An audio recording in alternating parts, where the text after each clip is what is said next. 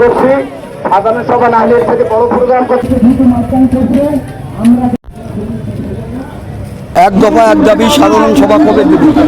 আমাদের আজকের প্রোগ্রাম ছিল আমরা ডিসি মহোদয়ের কাছে এবং মালিক সমিতির সাধারণ সম্পাদক অসীমবাড়ি রাজ ওনার নেতৃত্বে আমরা সাধারণ সভার 3 তারিখ নেওয়ার সিদ্ধান্ত নিয়েছিলাম।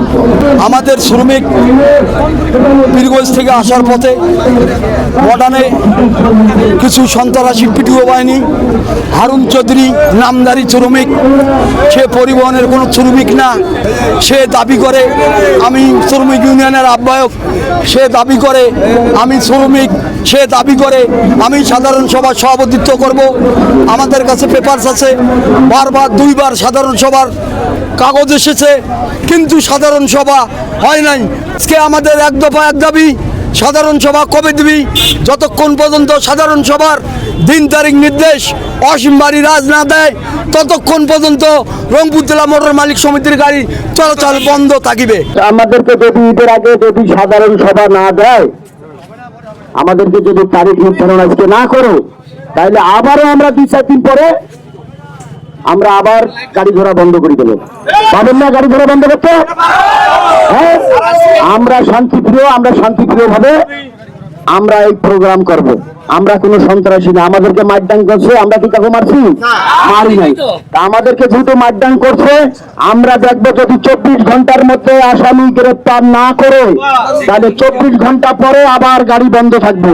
হারুন চৌধুরী আর মালিকের চেলাচা মুন্ডেরা এরা এই ইউক্যালিপ্টাসের ডাল এবং অস্ত্র বস্তার মধ্যে নিয়ে আমাদেরকে এই শ্রমিক ড্রাইভার কন্ট্রাক্টর হেল্পারকে গণধোলাই পিটেন দিল, দিয়ে কয়েছে বেটারা এখান থেকে চলে যা, আমাদের পিটি টিটি দিয়ে পাঠিয়ে দিল। আমরা তো ওখান থেকে চলে আসলাম। 24 ঘন্টার মধ্যে অ্যারেস্ট না করলে, এই দখলবাজ বাহিনীকে অ্যারেস্ট না করলে এবং 24 ঘন্টার মধ্যে যদি সাধারণ সভার 3 তারিখ ঠিক না হয়, অনির্দিষ্টকালের জন্য আমাদের রংপুর জেলা মোটর মালিক সমিতির গাড়ি সকল শ্রমিককে বিশেষভাবে অনুরোধ করতেছি গাড়ি বন্ধ রাখার জন্য। আজকে ওরা যেমন মালিক সমিতিকে দখল করে খাচ্ছে, তেমনইভাবে রংপুর জেলা মোটর শ্রমিক ইউনিয়নকে নির্বাচন ছাড়া ওরা দখল করে খাওয়ার পায়তারা চালাচ্ছে। আমরা সাধারণ শ্রমিকরা এর প্রতিহত চাই, এর সুষ্ঠু বিচার চাই। আমরা মডার্নে গেছি গাড়ি, আমাদের রংপুরের গাড়ি ঘুরিয়ে আনার জন্য। তো রংপুরে গেছি মডার্নের গাড়ি ঘুরিয়ে আনতে যায়, যারা ওখানে টাকা তোলে, টাকা পয়সা তোলে, তারাই আমাদেরকে একদম লাঠি ছোটা অস্ত্র দিয়ে মনে করেন যে হিটছে। এই আর 5-7 জন আছে মেডিকেলে, আমি মনে করেন যে এর থেকে আসছি।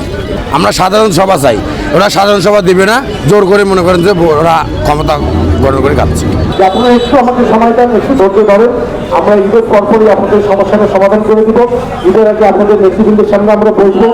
সেই পর্যন্ত আপনারা একটু আপনাদের কর্মসূচিটা থেকে আপনারা